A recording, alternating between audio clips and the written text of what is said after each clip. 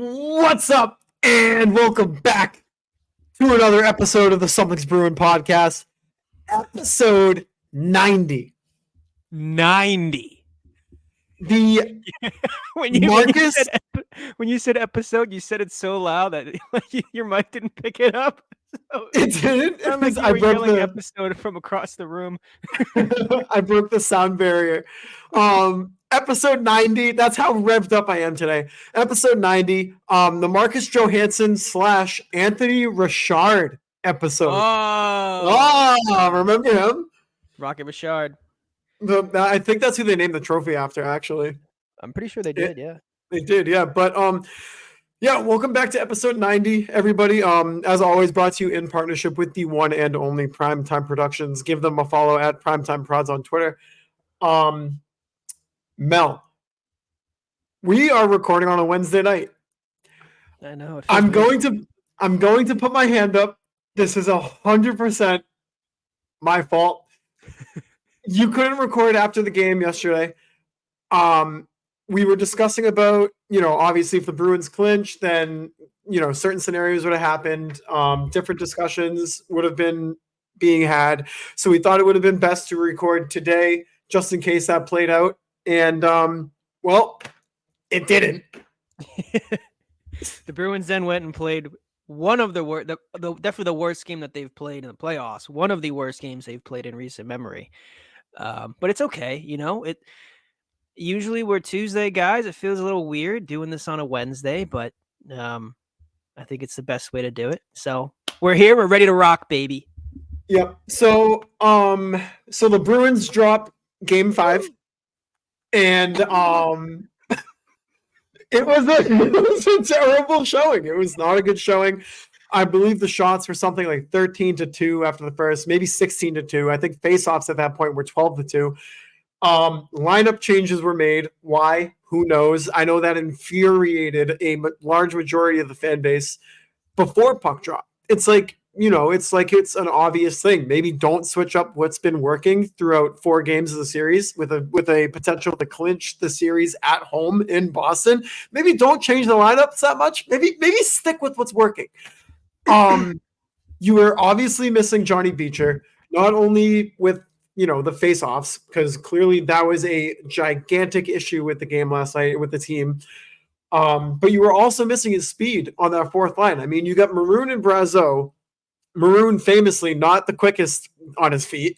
Brazeau also, yeah, I know, it's shocking.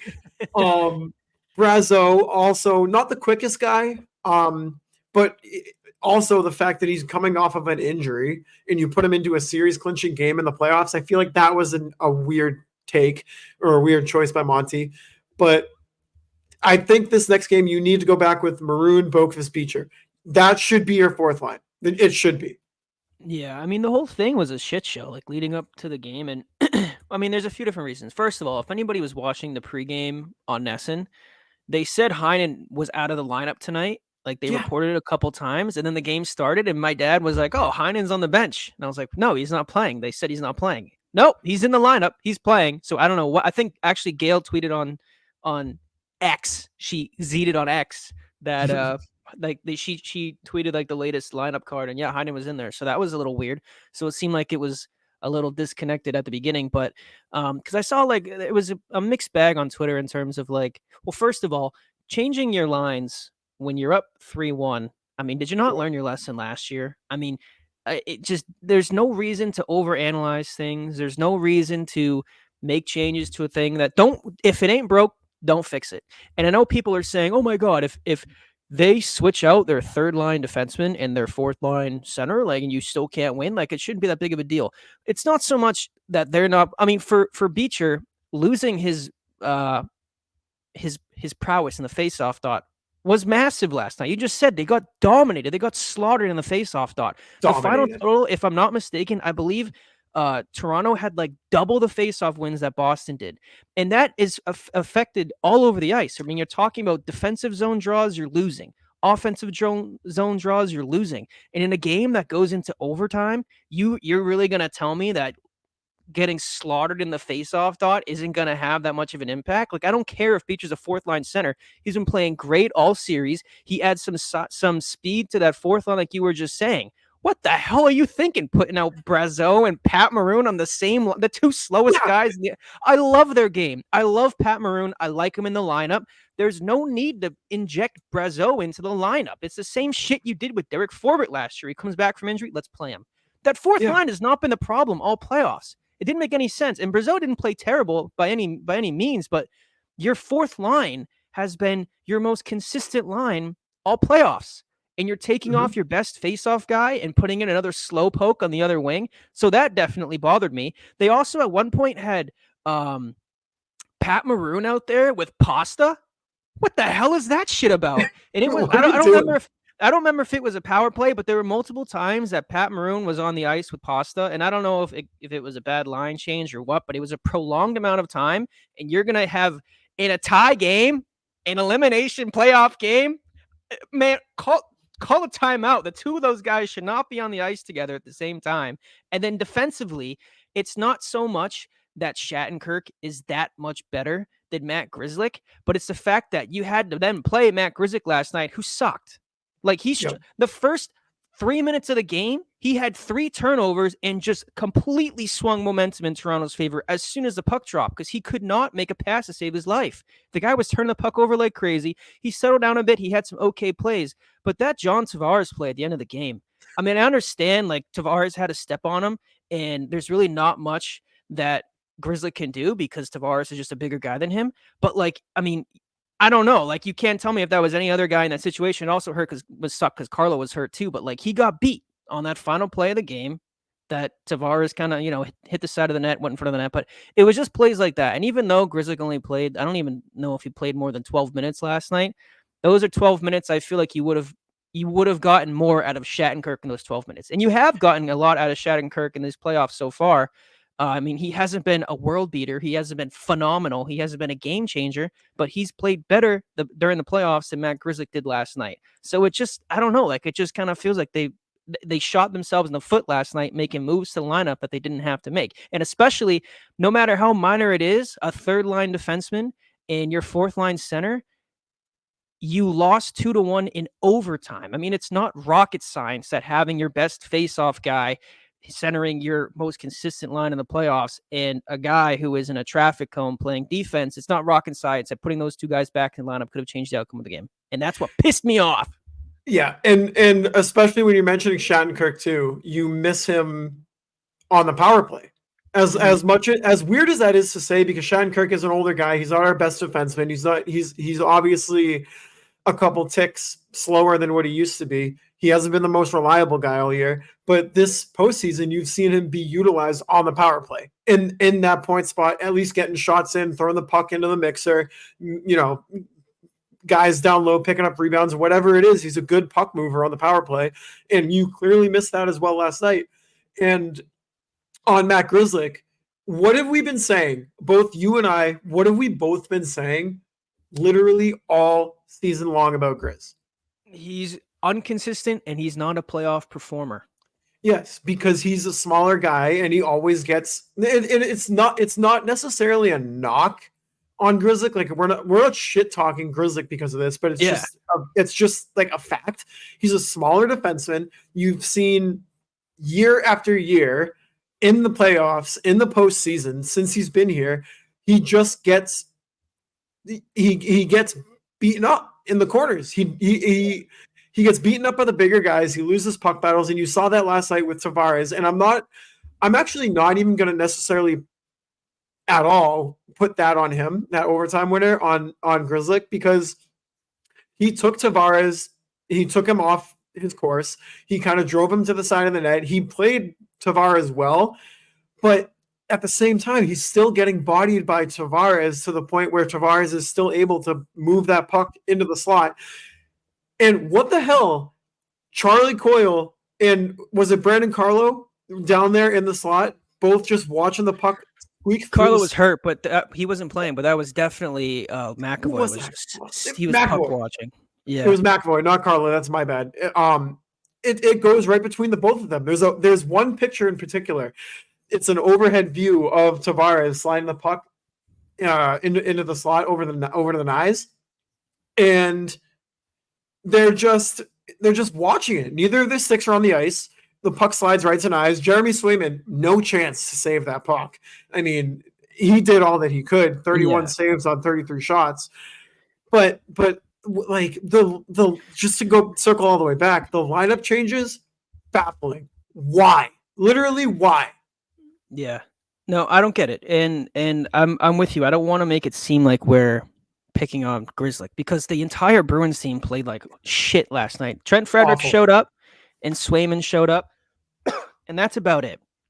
And with that Matt Grizzly goal at the end of the game, I mean, he did what he could to keep Tavares to the outside. But if you watch the beginning of that play, Tavares gets the puck with his ass cheeks on the board in the neutral zone on the blue line. And Matt Grizzly is facing him up. He just got beat. It was a horrible read. He didn't transition. He turned around and skated forwards and just got beat. And like it happens. And he did what he can do. But like that's the kind of gameplay that you get from Matt Grizzly. He's too small. He loses puck battles in the corner. He loses battles in front of the net. And like he's fine in the regular season and he's fine sporadically. And I know a lot of people were pissed. I was pissed myself that he wasn't playing in the playoffs last year instead of Derek Forbert. But like he hasn't played well in the playoffs this year. And with a team like Toronto, I mean, I know we've been saying that they don't have the tough and rough culture, if you want to call it, that the Bruins have, but they've been laying the body the entire series. I mean, there's been like 3 games already that have had 100 hits, and Grizzly is just getting beaten down. And you saw that last night, a bigger guy like John Tavares. I mean, it was a terrible read by Grizzly to face him up at the blue line. They just turned around. He lost the race to the net. And like you said, I mean, if you watch that play, there's 3 Bruins sweaters standing around Jeremy Swayman puck watching. And the one guy on Toronto is there in the back door and hits it in. It was just, it was a microcosm of what you saw the entire game from the Bruins. I mean, I think Monty said it himself that there was one team was playing with a desperation of this could be their last game and the other team just didn't. And I mean, from puck drop, Toronto was all over Boston. And that's kind of what I said earlier. I mean, it helps a little bit when you start the game coughing the puck up in your own zone 3 times by Matt Grizzly, but they just never recovered. And like the forecheck wasn't going. Guys had one hand on their stick. They were coughing the puck up. I mean, if it wasn't for Swayman making some of those saves, I mean, holy shit. I mean, who knows what the score could have been. But it's definitely frustrating, that they had one thing going. And I understand, I think it was like game 3.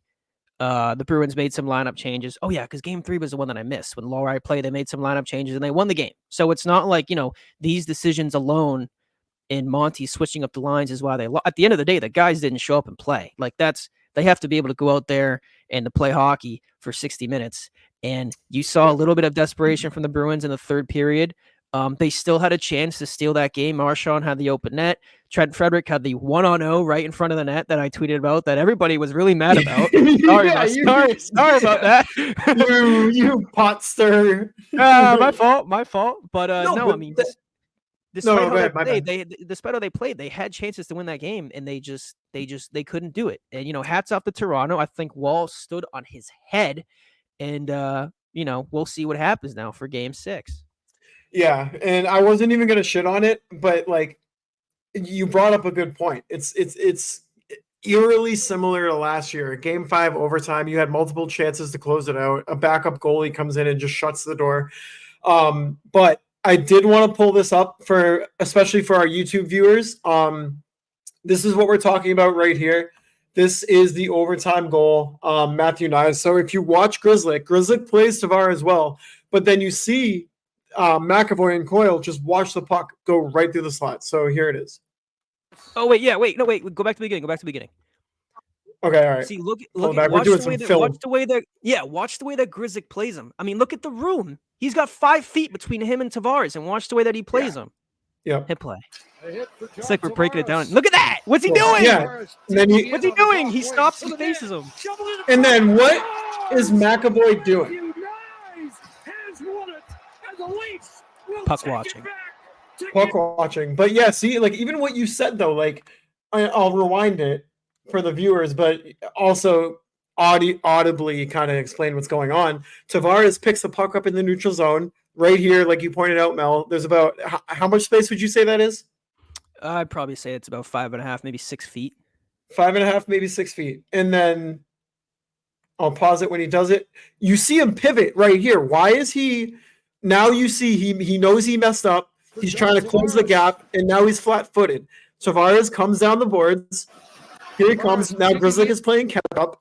Comes in with the stick and the body. And then right here, McAvoy and Coyle are just right behind each other, and they're watching the puck, and it goes right to Nyes and to the back of the net. So yeah, that sucks. yeah, it sucks. And if the Bruins in Montgomery want to use that little film session that we just did, by all means, go right for it. This isn't copyrighted, so it's all yours. Hey, what's up, boys? Yeah, what's up, man? Hey, great series, boys. Now finish it off. But there was another point that I wanted to bring up too. What was it? They're going to Toronto for Game 6. We might as well discuss it. Actually, before we do that, let's talk about this. Did you happen to see the post that I made about Steve Kazari horse collaring McAvoy and literally yelling at him to fuck off? Yeah. I saw that in real time. That was bullshit. And also Marchand getting tackled by the other ref. That's a whole other what the hell? Too.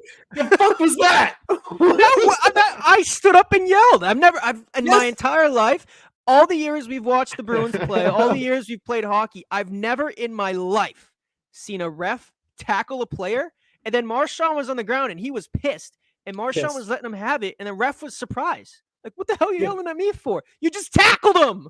Yeah, what are you talking about? What do you think, dude? And that was a big moment in the game. It was a 1-1 game. It's late in the third period. But people are getting chippy, and that's Marchand's. Oh my God, when it's late in the third, rivalry game, elimination game, playoffs, Marchand smells blood in the water, and he was humming that entire shift. He was going crazy. Every game this series, when the going gets tough, Marchand answers a call every single time. And it started right off the face-off. He was going at it with somebody, and then he stole the puck, and he was wheeling through the zone. I don't remember who the Maple Leafs player was, and Marchand and him kind of like a little bear hug thing, and they fell to the ground. And as Marchand popped up, and he was ready to go at him. I don't think he was going to fight him, but Marchand was going to do his normal shit that all Bruins fans know and love. And boom, the ref comes in and knocks him. What the hell was that? And that's part of Marchand's game. Like, that's part of the Bruins game. And it's, you can call it extracurricular, whatever the hell you want to do it. The Bruins have been tormenting the Maple Leafs' dreams for 15 years. They haven't been able to get past the Bruins in the playoffs. And it's shit like that, Marchand playing that mental warfare, that contributes to it, especially late in the third period. All of the playoff collapses that the Leafs have had to the Bruins. Here we go. They've been dominating the whole game. The Bruins get a little fire going. The last 10 minutes of the third period can potentially steal this series and send Toronto going in a game that they've been getting outplayed the whole game. And no, the ref steps in and just kind of literally tackles Marchand, sends him to the box, gets this whole thing. Here's a TV timeout. We got to figure out what just happened. There goes all the momentum. It pissed me off. Now, I wish I could, okay, we're going to have to do it this way, but we're talking about the play. It was the matching penalties. It was the 4-on-4, right? Where the faceoff is taken, Marchand gets taken down, he wins the puck battle, takes it back, and then he gets taken down again. And it was the same play with him getting tackled. So I'll pull it up again for our YouTube videos, or for our YouTube watchers. You'll be able to see it. If you're listening right now on Spotify, Apple, Google, whatever you're listening on, go check out our YouTube page. It'll be right up there, but let me share this really quickly so that we can all watch it together and somehow come to the same conclusion that the refs did, that this is 4-on-4, that this is matching. And by the way, this is the exact same play that Marchand ended up getting tackled on. So let me pull it up here. Mel, can you see this? Yes, I can. Okay, so here we go. And this is never mind. I'll play it before I continue. But here it is. So Marchand right here, whatever player that is, he gets taken down. And let me pause it right here really quick. There were people telling me that Marchand was the guy who was holding both sticks. He was holding two sticks is what I was told. If you look here, Marchand's stick is in between Marchand's torso and his arm. The Toronto player is still holding his stick. I'll fast forward a little bit. you can see now Marchand has one hand up. The Toronto player grabs Marchand's stick. Marchand is like, what the hell is going on here, dude? Like, I looking at the ref. Holmberg has Marchand's stick. Marchand gets the puck, wins the puck battle, being chased by Holmberg, loses an edge, gets back up. They go down. Playoff hockey, baby. And then here we go. Goes down again. And Marchand gets taken down by the ref. What are we doing? No. Honestly, am I losing my mind? No, that's a crazy clip. Holy shit. And it's funny because, like, people were talking about it on Twitter. Goddamn, sorry. People were talking about it on Twitter. And, like Meeple. Oh, my God. Take a breath. Maple Leafs fans are all saying, oh, a typical Marchand. Diving, flopping, doing his thing. Watch the replay. The ref upends him. What are you talking about? And it's stupid because Marchand, like, flopping and diving, let me get a penalty called on the ref. What are you, stupid? That doesn't even make sense. Why would he flop? It was the most ridiculous thing I've ever seen, and it completely stalled any sort of fire or that kind of because now all of a sudden we're not thinking about we're getting under the Maple Leaf skin anymore. Now it's what the hell just happened. And I feel like the Bruins were kind of trying to collect themselves after that because they just watched their captain get tackled by the ref in the middle of the ice. It's insane. And the thing, I was talking to somebody, shout out to Mike Peppel. I was talking to him at work today. And also shout out to Brandon Ragno because we were also talking about this at work. Rags, dude, the legend. But usually if that happens, say a ref is trying to break something up, right? And this is normal. We've seen it. And if a ref goes in to break up two guys who are kind of going at it, sure, maybe they'll get a little bit too much of the other guy and they'll both go down, right? Like we've seen that before. We're not crazy biased Bruins fans. That is a thing that happens. It's just part of whatever. Marchand is 10 feet away from Holmberg. He's not even close to the guy when the ref comes in and brings him down.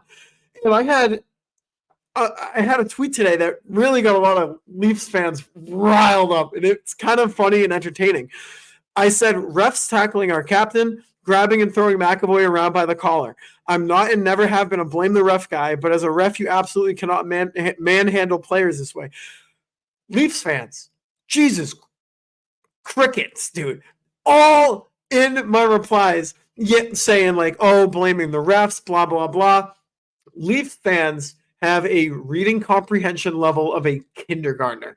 Not once in that tweet did I say that the Bruins lost because of the refs. We were getting calls because of the refs. Not once.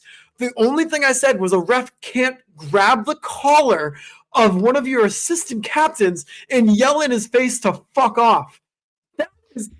That is insane. Insane.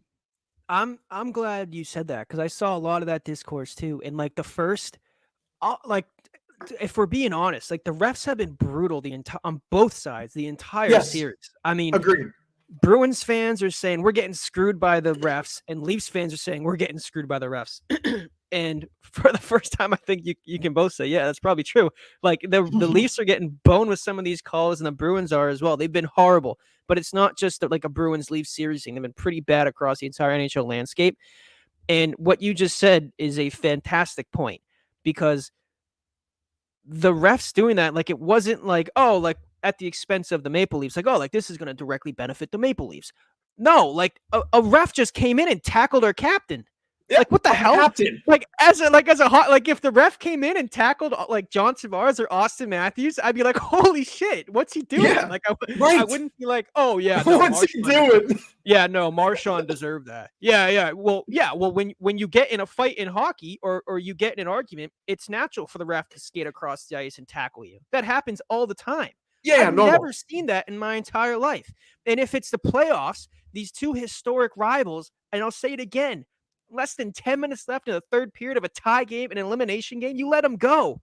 They let them go the entire play. They're tackling each other on the ice. Players were, not the refs. The players are tackling each other on the ice, and they let them go, and that's perfect. It's playoff hockey. And if players want to fight, You let him go. But oh my God, Brad Marchand takes one look at Holmberg, whatever the hell his name is, and the ref just beelines it and tackles him.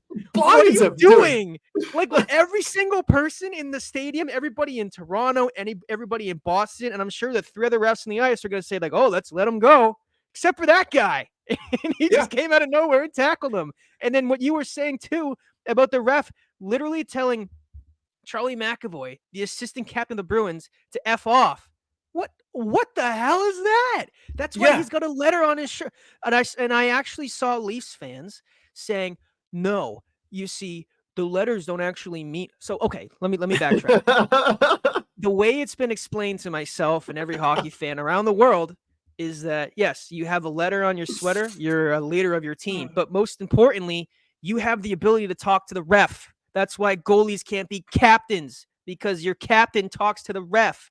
That's why whenever there was a matching penalty and Chara or Bergeron was here, whoever, you'd see them standing on the red line in front of the penalty box with the other team's captain talking to the ref. You don't see like Mark Stewart doing that when he was here. You don't see like Danny Paille skating over there and chatting with the ref. No, that's the point of being a captain. You represent your team. So when you have your assistant captain talking to the ref about what the hell just happened, and the ref very clearly tells him to F off, that's like not... That's the whole point of wearing a letter on your sweater. And what I was going to say was I saw Leafs fans actually saying, well, no, technically, if you look in the rule books, the letter has nothing to do with their ability to talk to the refs. They just do it out of respect. It's a formality. Oh, shut the hell up. Shut up. It's so What are you talking about? Shut up.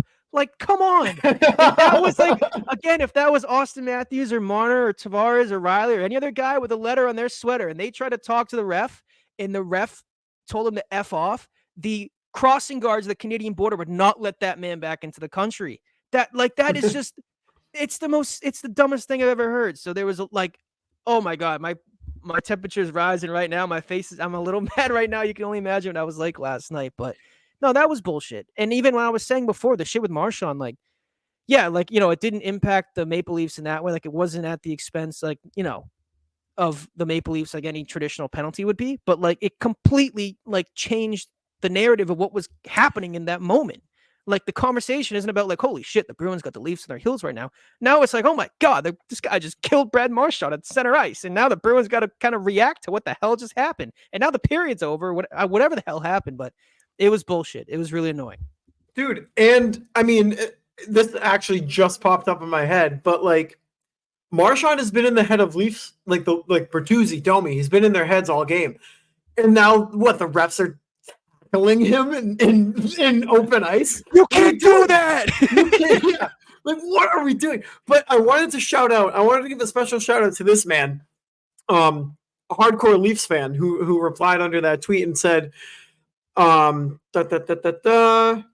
he said, you can, like, the ref has the absolute like ability to do that. So I responded, and you know me on Twitter, I don't like to like start shit. Like I don't like arguing. It's annoying, and you're never gonna find a baseline between two fan bases. It is what it is. So usually I come in with some sarcasm. Like some other guy replied and was like, honestly, was a pretty good hit.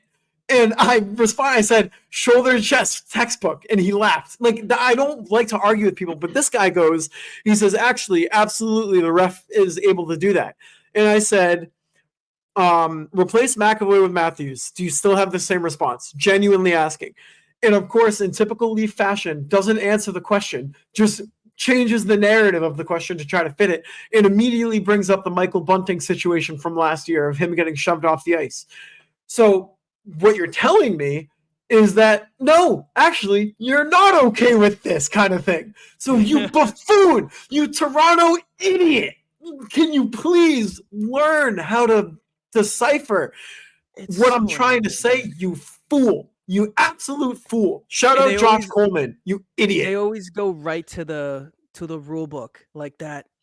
Like, does it say in the rule book that a ref can't ride a camel on the ice? Like if the ref came out game 6 and they're all riding a camel, it's not in the rule books, so it's allowed, I guess. Like is the camel wearing skates in the mirror? Like what are we even talking? Yeah, that's true. Like I don't know. The camel he's wearing those ice shoes. with the little All right, spikes on the then. bottom. Yeah, then it's fine. Yeah, it's not chewing up the ice too bad. No, But no. Well, I mean, the ice is bad enough already, but no, Yeah, so, keep going.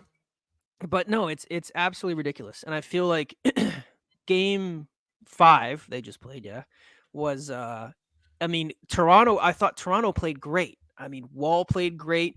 No Matthews. They were able to win despite that. Mitch Marner was still doing pirouettes all over the place, but whatever. Bruins played like shit. And like that would be the talking point, but I feel like everybody's talking about the ref show. And it wasn't like the refs were calling ugly penalties on the Bruins all game. And it wasn't like it was a one-sided, like, no, we're talking about the ref tackling Brad Marchand and then getting in a screaming match with Charlie McAvoy. Like it doesn't. And also, like, Charlie McAvoy was well in the right to go ask the ref what the hell just happened. He just tackled Marchand. What are we doing? It's not like he was like going up to the ref with like a wild amount of emotion. He went up calm and he was asking a question. It's not like he was asking some bullshit either. He was legitimately asking, like, it was him and Pasternak. They were both like, why is this 4-on-4? What is going on? Can you please explain? And Steve Kazari grabbed fucking McAvoy by the collar and is like shaking him like he's a toddler. And he's yelling, fuck off in his face. You're the ref. You're the head ref. Actually, you're not a linesman. You are the referee to go to when situations happen and players have questions. That is your job, your duty as the number one ref in this game. And instead of handling it diplomatically and explaining, he grabs him by the collar, shakes him, and blatantly yells, fuck off. What are we doing? Yeah. And then shout out Jack Edwards as soon as he skidded right off the ice, and Edwards was like, coward! And everybody's all up in arms about him saying that right now. I know. Jack Edwards, listen, he was on fire last night. My God, the guy had some gusto in him. You could tell it had a chance of being his last ever game calling it for the Bruins. He was bringing out some vintage one-liners. Yep. And it really sucks the Bruins lost the game last night. I mean, it sucks the performance that they put in. It sucks they lost at home. It sucks they got to go back to Toronto. But we do get at least one more night of Jack. So it's true. You can hang your hat on that, I guess. Yeah. Do you? So obviously, when you posted, I think you posted on Twitter. What was the exact tweet when you were talking about Jack? Which one?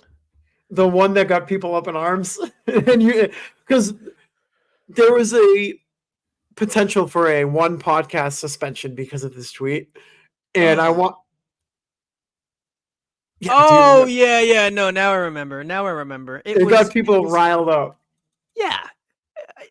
Get over yourself. It was like Oh no. It was like, no, I stand by my tweet. It was like yesterday morning or something before the game started. And I just tweeted like, oh man, like I'm trying to find it. I tweeted like, oh, like tonight has a chance of being Jack Edwards' last game. Like that sucks. I mean, my God, holy shit, you would have just thought that I just killed everybody's dog. Like I understand. Like, what time was this tweeted? I don't know. No, was it during the middle of the game? Oh, I found it. You know what? Hang on. It was tweeted on April 29th. So it was tweeted on Monday at 2:00 in the afternoon on the dot. Okay. All right. And I said, was having a good day. And then remembered that tomorrow might be the last Bruins game that Jack Edwards calls with a broken heart emoji. All right. You know what? Hang on. I want to read some of these replies. Yes. Tommy Bennett said, since I'm out of market, Jack's last game for me was a regular season. That sucks. That actually really hurts my heart. Then here you come. You're the one who started the whole shitstorm, honestly. You said, why would you bring this up, Mel? Now I might cry, dude. This might cost you a 1-pod suspension. I wasn't getting those reactions from anybody until you chimed in. And then I have Laura saying, I'll take over for him. Thanks for the support, Laura. And then at Oxy Pez said, I need a timeout. Go sit in my room. Shout out Jack from across the pond said, just think about how poetic that final call is going to be, though. We'll be on Bruins highlights for eternity. Then he said, he's part of the reason I support the Bruins. Hell yeah. Haley said, hey, have you tried shutting up today? Marissa said, Can you delete this? Because this is not okay. Oh no. Oh, Didn't and then Boosie I won. tweet? No, and then I one up myself with my tweet yesterday, right after the game, right? Because all we've been This was talking actually a valid point.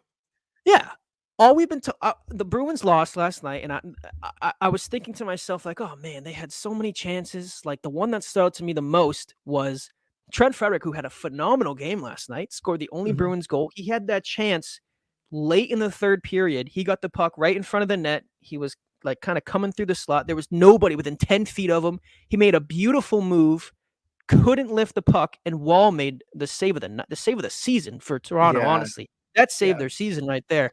Unbelievable save. And I was like, damn, like they were that close. The way the game was going, Swayman was in one. Like that's probably gonna be the game winner right there. And the Bruins were that close. And of course, they end up losing the game in overtime. And I thought, oh my God, that reminds me of last year when the Bruins were also the higher seed, when it was also in the first round, when they also had a 3-1 series lead, when it was also a tie game at the end of the third, and Brad Marchand didn't realize he had like an extra second and a half with a puck on his stick when he was in on that breakaway at the end of the third in game 5, which was also game 5, by the way, same as last night. And he shot the puck instead of doing a move. Bobrovsky made a save. Bruins going to overtime. They lose to the Panthers. The rest is history. And I thought, oh my God, like it's a little eerily reminiscent. So all I did, no words. You can go back, look at the tweet. There was no words on it, no hashtags, nothing. It was a screenshot of Trent Frederick in front of the net with all the room in the world. We all know what happened because we watched the game last night. And then it was also a screenshot of Brad Marchand with a puck on his stick on a breakaway with about 2 seconds left. And he's getting ready to shoot. That's all I said. I mean, people could connect the dots, of course. And I mean, holy shit. Like I thought about changing my phone number. I was going to go sleep at a hotel. Like I was calling people, how do I disappear? Like it was brutal. And here, I can actually read some of the replies from that because there were a whole bunch of them. I got a couple quotes. Were people happy? No. I got it. Oh, they were almost as mad as they were at me last year when Pasta didn't get extended yet. And I said, hey, should the Bruins trade Pasta if they can't sign him? That was crazy. Oh my God, it had like 200 replies. And I was like, all right, so you guys clearly don't know how to read. I'm not saying that because people were like, what? This idiot wants to trade Pasta. Again, what are you saying the Bruins fans can't read? Those ones couldn't. Yeah, I'll stand on my business. I don't care. Like I said, if the Bruins don't re-sign, shut up. This was last year. You always do this to me. It was last year, and I said if the Bruins don't re-sign Pasta by the trade deadline, do they trade him? It wasn't really a serious question more than it was. I was just trying to get people mad, and it worked. And a lot of people were like, "Oh my God, this idiot wants to trade Pasta." Not what I said. Not at all what I said. Not what you said. Right? Sign them. Do they trade him? That was it. And they re-signed him, and they didn't trade him, and he had almost 50 goals this year. So up yours. Anyways, this tweet I had yesterday, people said, oh my God, enough. Liv said, Nick, don't do this. So I said, I'm sorry. Shout out Greg, though. He said, I almost tweeted about this. Then you said, I'll never forgive you for putting this into my brain. Jessica from Overtime Chicks, shout out them. They just dropped a new episode, I think, a couple days ago. She said, that's just messed up, Nick. Tommy said the one in Frederick reminded me of Nordstrom on Bennington in 2019. Then Brett said, I just unfollowed you, and I checked. He did actually unfollow me. Thomas said, didn't Marchand have an even better chance, though? Ethan said, Nick, you have single-handedly screwed my week up. Does the Jack tweet, we lose, and now this tweet. Kristen said, this is unforgivable. Brandon said, tweeting right into a server that will outlast humanity. Well done, Nick. At least my memory is only temporary. Your favorite puck lover said, yeah, hi, we don't appreciate this. Patrick said, like it's your forehand, Trent, and you have time to lift the puck above his pad. Adam sent a gif of Homer yelling. So people were definitely not happy with me about that. Oh my God. Those replies, man. I'm sorry that you had to go through that. But so that's why my name on this video is on the stream is just Pumpkin Beer Fan. Yeah. We go back to tweeting about sushi and pumpkin beers because I just make people too mad. All right, so Mel, we're gonna do this really quick. We're gonna do a little not don't get me wrong, it's not an apology, but an explanation to the folks who were upset. So, are you ready? Yeah. Okay. Listen, for the people who saw my tweet yesterday, it was a hard-fought game. The Bruins lost. I understand. We're all emotional following what happened against the Florida Panthers last year. And in response, I tweeted a picture of Trent Frederick in front of the net with nobody around him in what was an eventual save by Wall, as well as a picture of Brad Marchand with more time than he realized on the clock when what was an eventual save by Bobrovsky. And for that tweet, I would like to apologize. For absolutely nothing! I'll do it again! We got 2 more games! Bruins are up 3-2. They could lose 7-0 last night. It doesn't matter. We're undefeated in Toronto in the playoffs this year. They suck at home. I'm not worried at all. It doesn't matter. So you can take your replies and shove it. I don't care. Bruins in 6. Yeah! In 6. In 6, baby. That's my apology. Sweet. All right. Hey, so everybody who was upset, I hope you're satisfied with that. And if you're not, tweet at me. Yeah, I am satisfied with that. I think that made sense, Mel. I accept what you just said. So, yeah, I mean, yeah, Game 5 was a disaster, but before we get into Game 6, which is tonight, before we get into Game 6, I think, well, I have to kill a little bit of time here, but I think you know what time it is. I think you know what time it is. You know what I actually just thought of before we get to that? What did you think of? I mean, I don't know if you heard the reports, but apparently, I think Kevin Weeks was the one who tweeted it, that Toronto is in heavy, or there's a chance he might be giving out like the second biggest contract in NHL history for new coach. Did you hear that? I did see that. And like, there's been heavy talks about breaking up the core 4. I mean, everything is going wrong in Toronto. Maybe the Bruins' performance last night was like throwing them a bone. Hey, keep Sheldon Keefe. Oh, keep the core 4. You can win a game in Boston. You can win 2 games in Boston. You just did it. Maybe you should run it back with the same team next year and the year after that. Maybe you should give Austin Matthews a raise. Maybe you should put more money in the core 4. I don't know. I think it's something to think about that not many people are considering. Perhaps the Bruins lost last night on purpose as a way to sabotage the Leafs. Honestly, with the mind games that Monty's been playing so far, I weirdly think you're joking, but I kind of take that as like a maybe. I don't know. It's chess, not checkers. I mean, you can throw a game to continue to derail the Maple Leafs organization for another couple of years. Yeah. It's just something to think about. Something to think about. Don't kill the messenger. Don't kill the messenger. But with that being said, Mel, do you know what time it is? Is it the time? Do you know what time it is? Tell me what time it is. It is the DM Twitter. Let's go. Segment. Boys, ladies, gentlemen, do we have some spicy ones coming your way today? The nuclear alarm isn't going off for any reason other than the fact that we have some spicy, hot, burning, absolutely thrilling questions that got submitted for us to answer here on the show. So let's dive through a couple of them here. You know what? We'll start with our regulars. Oh, I'm on the wrong profile on Twitter. That's my fault. We'll start with our regulars. We'll start out with E2.0. Give him a follow on Twitter at Incredible Mr. E7.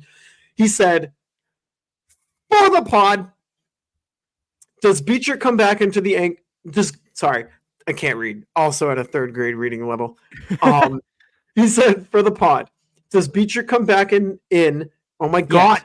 Does Beecher come back in to anchor the fourth line? And does Maroon or Boqvist maybe go up to the third?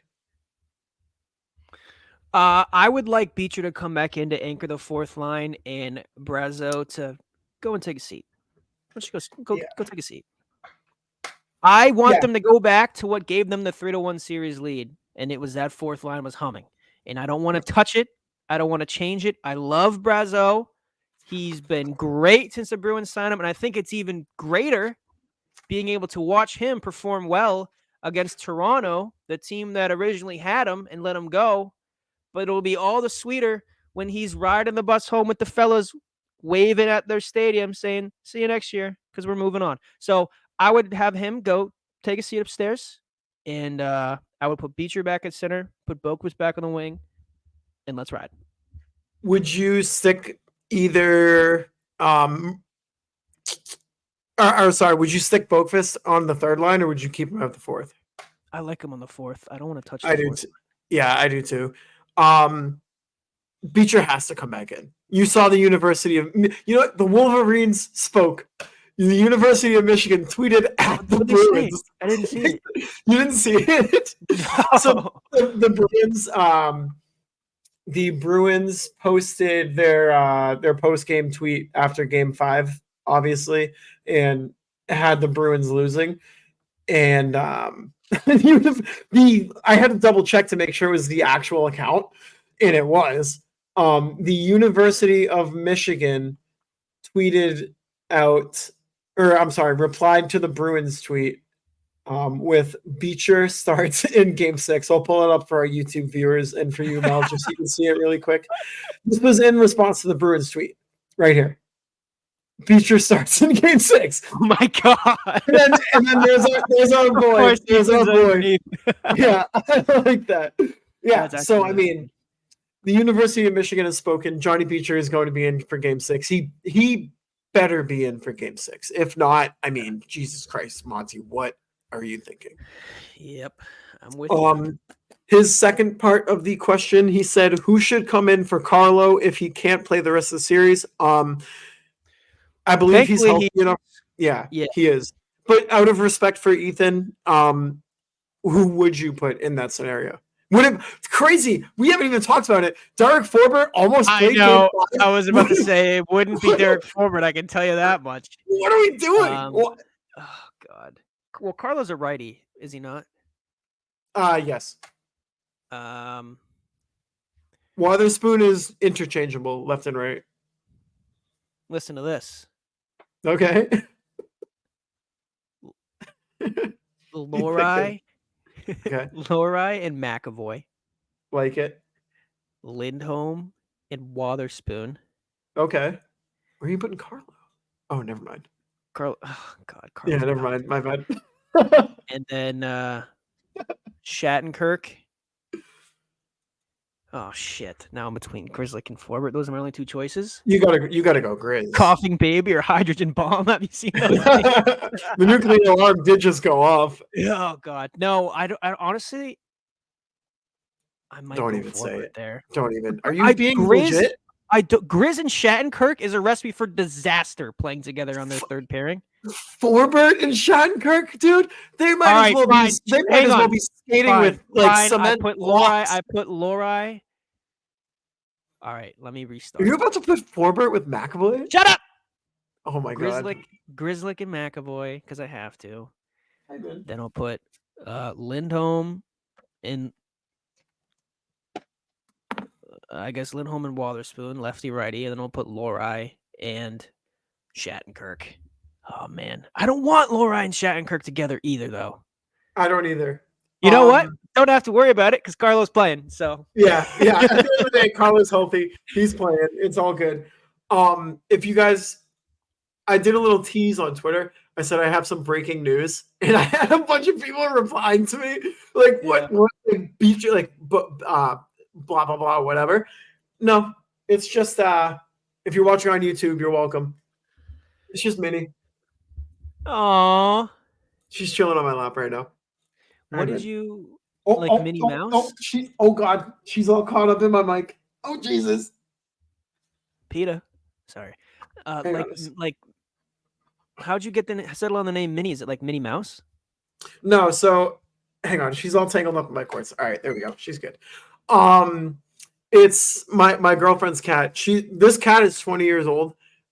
So yeah, so my girlfriend is moving, or her family sold their house, and Minnie needed a place to live, so we took her in. So No, you should take her to the bars for her birthday. Damn, she's gonna be 21.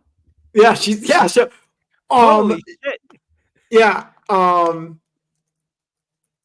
That's crazy. Minnie, So what's she driving? she drives a Corvette convertible. Damn, dude. And you're Yeah, driving that truck still? yeah. Yeah.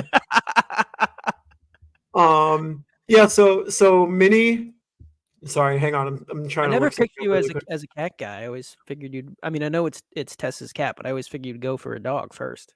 No, I would too, and she transitioned me into a cat dad. And I honestly, cats underrated. Very, very good animals, very good pets. Um, hang on. So yeah, so Minnie will be turning 21. We will be taking her out to the bars. So just really quick, happy birthday, Minnie. It's gonna be a great 21st. We're gonna celebrate all together. This isn't as upbeat as I thought it would be, but Minnie, happy birthday. You got your home. You're here. Our rally cat. Bruin's biggest fan that's a cat. When is her birthday? This is what is this version? Happy birthday, Minnie. Oh, here we go. Yeah, so Minnie is celebrating her 21st birthday with a Bruins playoff run. We're taking her out to the greatest bar next week. I don't know when her birthday is, but we'll say it's next week. I'll have to ask Tess later. Oh, yeah. Here we go. Minnie, happy birthday. Best cat in the world. Hell yeah. That's good for you, Minnie. But we can jump into another question here. I also have one from Jack. You want to go to Jack really quick? Yeah. All right, yeah, I'll look up this. This is our friend Jack from across the pond. You can follow Jack on Twitter at @AJackB_. Jack said, oh, hang on. Jack said, hey guys, who even needs home ice? This was, by the way, he sent this yesterday at 12:58 p.m. So this was before the Game 5 loss. He said, hey guys, who even needs home ice?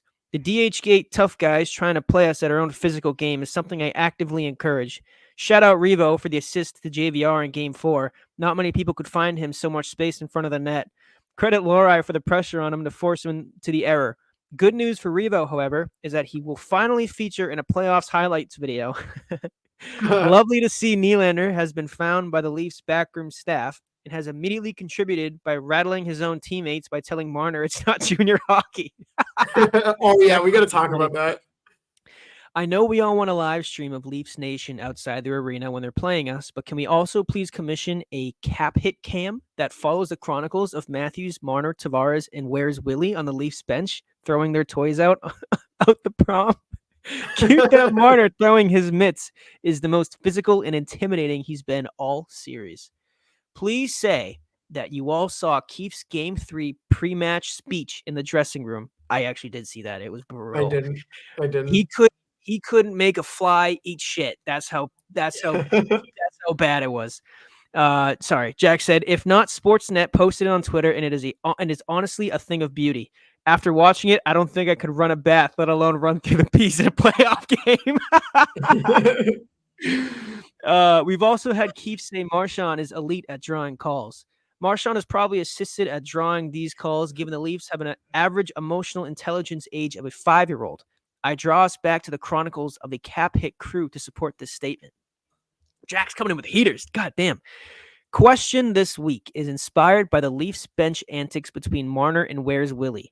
If you could add a camera anywhere to the ice, where would it be? Could be a ref cam, goalie cam, etc. Personally, I'd want a camera pointing to the benches at all times, picking up on those player interactions. Hopefully by the time we next speak, we're bitching about the Panthers. Cheers. I gotta say, listen, Jack has been sending phenomenal DMs for months now. That one might be his best. That one might be his favorite. Did you see the video of Sheldon Keefe giving the speech before Game 3? No, but I do have it pulled up on Twitter, so I can pull it up right now for us. Go ahead. So again, if you're on YouTube, enjoy this. If you're on the audio, you'll hear the pregame speech anyways. So let me pull it up really quick. It was only like 20 seconds long, right? Yeah, it was short. Okay. All right. So boom, here we go. We give everything we have to the task at hand. Come back to the bench, grab a drink, get ready to do it again. That's it. Relentlessly doing it over and over and over again. Mo, get us started with Schenner on the back. Maddie's going to go with Will and 90 Sandy kicking. Here we go. I mean, what was that? Oh man, was that the right clip? I don't think that was the right one, but it was pretty much the same thing as that. Okay. I mean, it was just brutal. I mean, the guy's just yapping. He's not even really saying anything. Hey, go out there and shoot the puck on net, and let's have good, clean line changes. My God, if I had a sleep app on my phone, I would program that in. It makes sense why the Leafs have such a hard time winning games in the playoffs when that's the emotional speeches you're getting before the game start. Just have Drake come in and perform or something to get the guys fired up. I mean, holy shit. Yeah, I mean, you're Toronto. I mean, famously, Austin Matthews was like best friends with Justin Bieber. Like, you would think that they would like prime athlete. Something. Prime athlete. He's friends with whatever that guy's name is. One of the Pauls. One of the Pauls. Yeah. No, it was brutal. But where would I want to put a camera? That's a good question. That is a good question. Honestly, I feel like if the refs wore a GoPro on their head and like we got to see, because like, I mean, think about all the moments in a game that you would love to be a fly on a wall. They pretty much all involve the refs. Like, like one of the really cool moments I remember was what? Imagine the ref cam of the guy that tackled Marchand. That's what I was thinking. Yeah. Or like when he's yelling at, like, seeing McAvoy's face when you tell him to F off. Like, I can't imagine what he looked like. But I remember Game 1 this year, the Blackhawks against the Bruins, when it was Connor Bedard was doing the opening face-off against whoever was taking the draw for the Bruins, and like the ref went up and he was like, "Oh, like, welcome to the NHL. Like, we're happy to have you here. Hope you're part." And he had this quick little like 10-second thing he said to Bedard, which was really cool.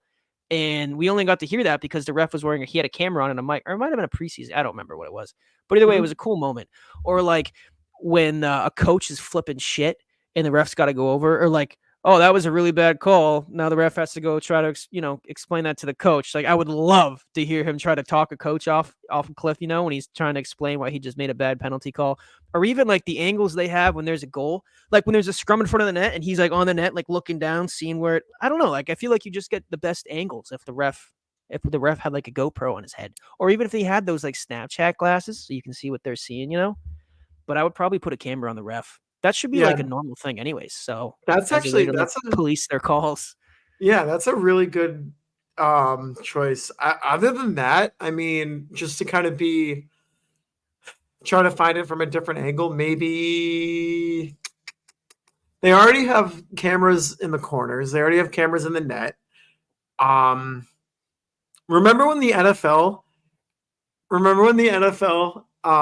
they have the camera on like the on the zip line type of thing? Yeah. What if they did something like that? Oh, and it was like an aerial thing and they just kind of like followed them around? Yes, yeah. Oh, what would be cool too? Like, have you ever seen, they just did a thing for Red Bull.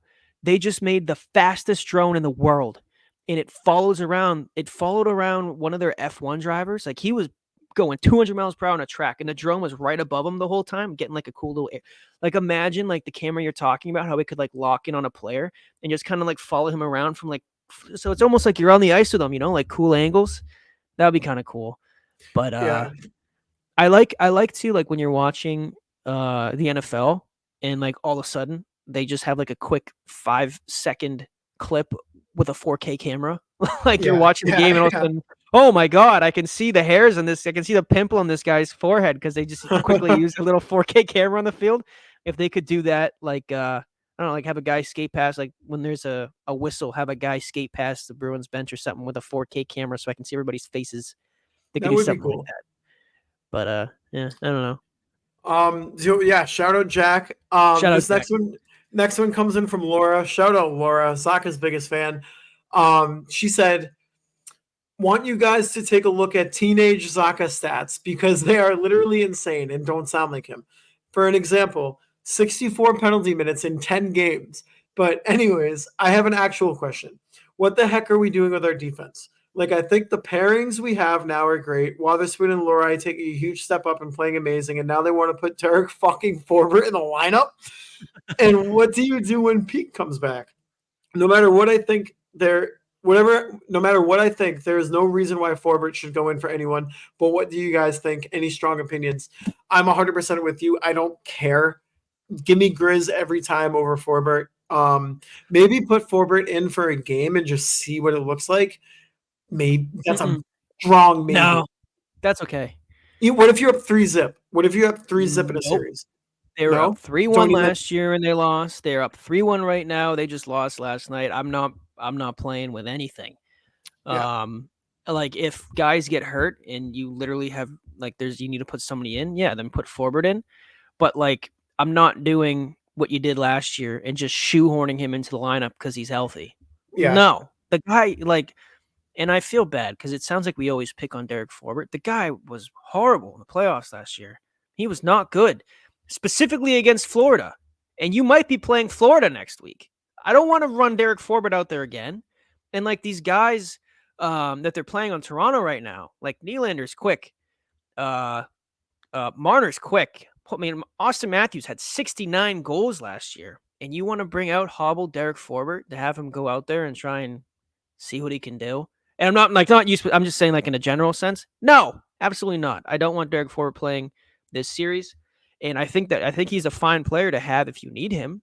Like he's an NHL caliber player. But in the playoffs, I want my best players playing every night. And I just don't think he's a top 6 defenseman on this team. Yeah, no, I'm with you. And then to look at Zaka's Jr. stats really quick, it is funny. 97 penalty minutes in 51 games. That was his career high in penalty minutes. Holy shit.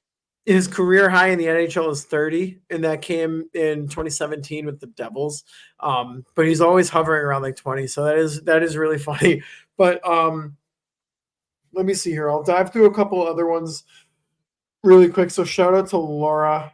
Let me see. Let me jump into him really quickly. Pull him up. Tommy comes in with, what's your ideal lineup for game 6? Do you go back to game 4 lineup or game 5? Oh, Minnie is falling off my lap. Like we said earlier, just game 4. I think those lineups were perfect. Yep, I'm totally with you. Put everything back to what got you here, preferably. Yep. And it's not, and even like it's not like game 5 lineups were terrible, but I mean, we said it before. If it ain't broke, don't fix it. You change your lineups.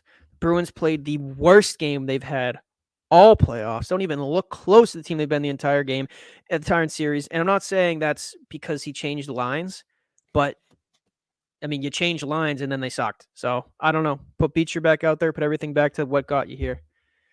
I think it was Mia earlier on Twitter. She put out a screenshot of a Behind the B episode, and the closed caption was Montgomery saying, "I think we should change up the lines." And her caption was like, "Oh no!" And so. So yeah, it's nice that made me laugh. It's nice knowing that seemingly everybody is on the same page. Like, stop changing up the lines. It doesn't make any sense. Oh, hang on, I got to get my charger. I'm at 2%. All right, I'll read the next question, and everybody is on the same page. It seems like, except for Jim Montgomery, which is just wild. So diving into the other two DM questions that we do have. This first one comes in from Paco Yacht. Shout out to Paco, dude. He's always on the replies, always interacting with us. Great dude. But he comes in, give him a follow on Twitter at Paco Yacht. He said, what is your guys' concern level after game 5? Personally, I think they bounce back and get it done because it can't possibly be worse than that effort. But I also can't help but be a little worried giving any team a glimmer of hope. Excuse me. Honestly, me personally, I'm not necessarily concerned, but my anxiety levels have risen about 110%. I think this, I hate to say it, I think we're destined for a game 7. I think we're destined for a game 7. You had a chance to close it out in your home rink without Matthews. Matthews wasn't even playing, and you had a chance to just end it right there and then and wipe your hands clean. I think Toronto has the momentum right now. You're heading back into enemy territory for a game 6. The lineups should be what they were in game 4. I wouldn't say my concern level is high, though. You still have the upper hand. You're still leading the series. If you can close it out in Toronto, that's great. That's awesome. That's very ideal. And the game is tonight as you're listening. So we'll see what happens at the end of the day, but I'm not overly concerned. Yeah, no, I'm with you. I've been saying it since we started this show. I will not be afraid of the Toronto Maple Leafs until they give me a reason to. And unfortunately for them, I mean, they don't care, but unfortunately for them, that will come when they beat the Bruins in the playoffs. Haven't done it in my lifetime. Haven't done it in my father's lifetime. And he's in his 60s. It's been 1959 since the Maple Leafs beat the Bruins in a playoff series. So, like, there are generations of people have come and gone and never saw the Maple Leafs beat the Bruins in a playoff series. So I'm not concerned.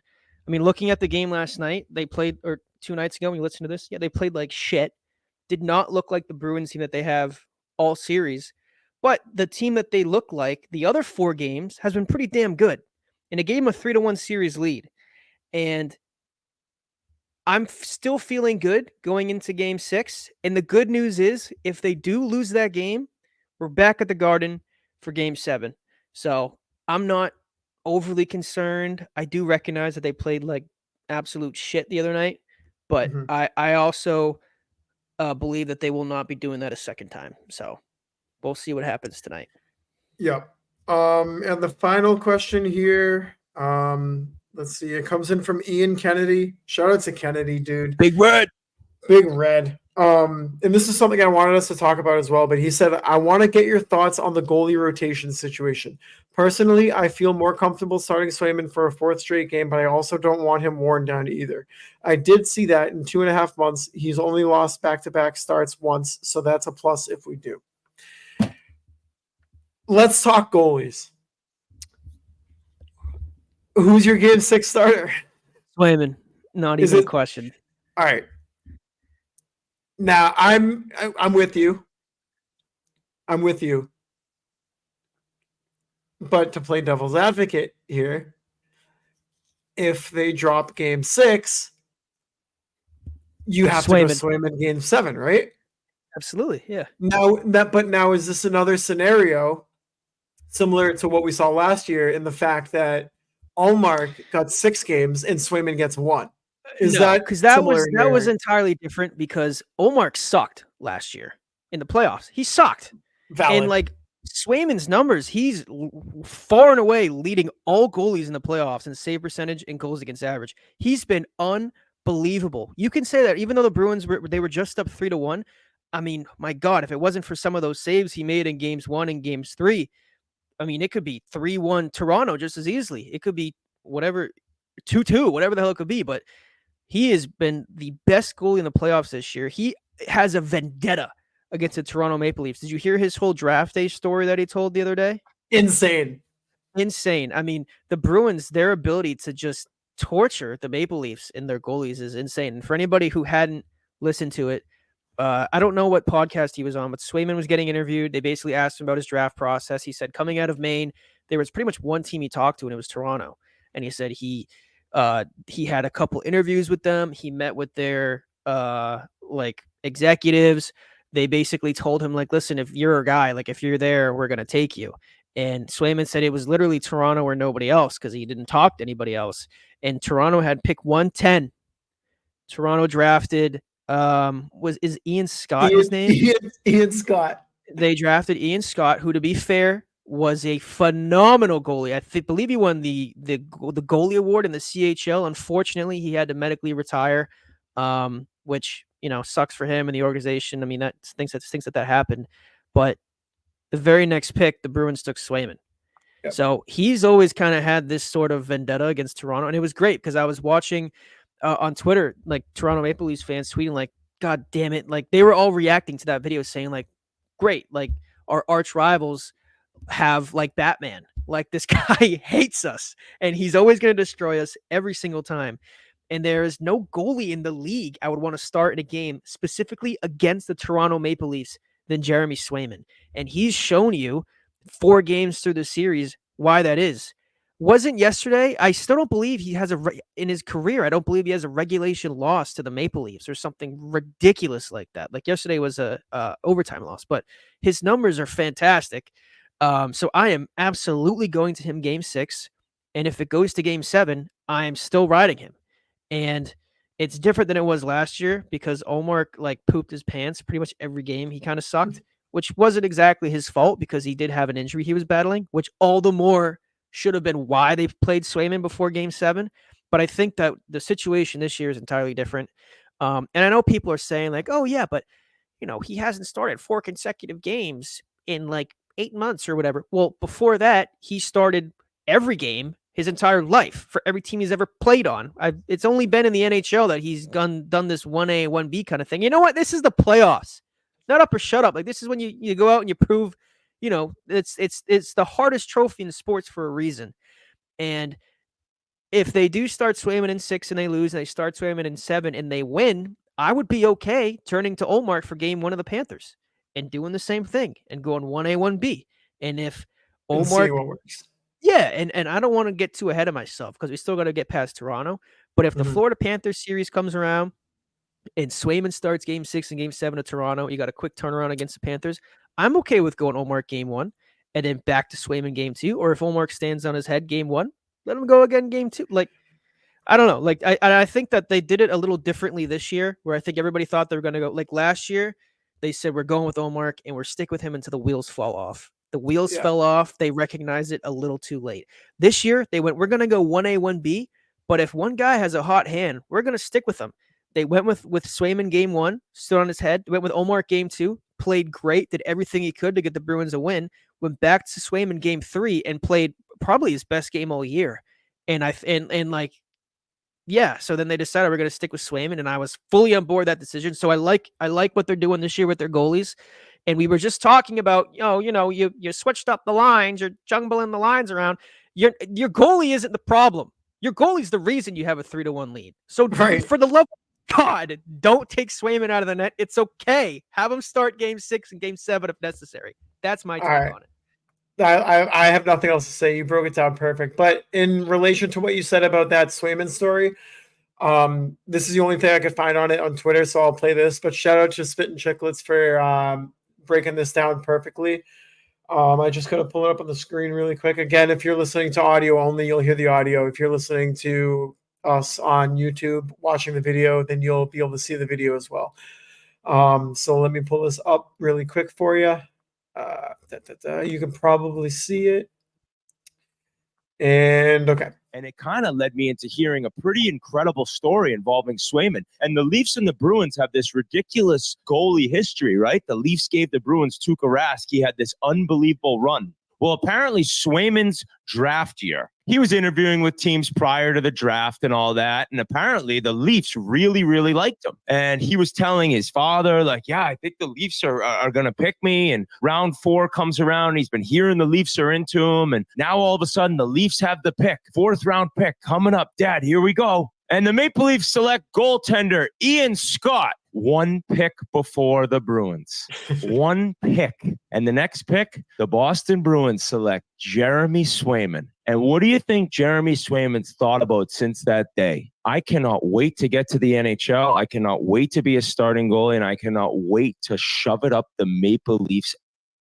And he's doing it in style. And I think hearing that, it made even more sense. Stick with him right now. I don't care if you get to the second round. You actually want to go 1 and 2 and see what happens. Right now, this is Swayman's crease, and he is making a mockery of the Toronto Maple Leafs.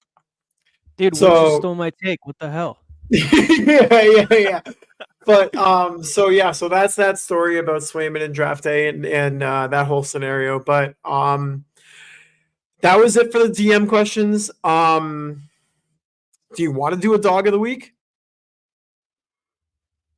No. You know what? Let's save it Save it. for next episode because we can do a dog of the series if Okay. they win. And if they lose, we can do a dog of the season. Yeah. Okay. All right. We'll do that then. So that should be it for episode 90 of the Something's Bruin podcast. I want to remind everybody that we are brought to you in partnership with the one and only Primetime Productions. Give them a follow on Twitter at Primetime Prods. You can give myself a follow on Twitter at _ Mike Sullivan. Give Mel a follow on Twitter at Nick Melanson _. And like I said, YouTube will be up. The consistency on YouTube will be much better. I now have found an app that makes me edit videos way easier Hell than yeah. I did before. So that will be consistently up there. I'm waiting for the ticker to go by, but you can follow the Twitter account for the show at Bruin something, no G at the end. For YouTube, everybody who wants to watch us, see our reactions to things, watch us personally react to each other, you can follow us on YouTube at Something's Bruin. You'll see all the video clips that we pulled up today. And that's really it. Big game 6 coming up tonight as this episode drops. Like I said, my gut is telling me we're going to be destined for a game 7 in Boston, but man, oh man, would I love for the Bruins to just close this out in Toronto and we move on to a revenge series against Matthew Tkachuk, Sam Reinhart, Carter Verhaeghe, Sergei Bobrovsky, and the Florida Panthers. So go Bees, bring it tonight in Toronto, break it down, and make Maple Leaf Square cry. Outside of that, Jeremy Swayman, the dog, Jake DeBrusk, the Leaf killer, Brad Marchand, in the words of Jack Edwards, has a bee under his bonnet. Bruins are pissed off. Bruins are mad. They're not only going up against Toronto, Austin Matthews, Tyler Bertuzzi, William Nylander, Mitchie Marner. They're also going up against a lethal, apparently, refereeing crew. Keep your heads up, because you never know. And with that being said, episode 90 of the Something's Bruin podcast. We'll catch you next week.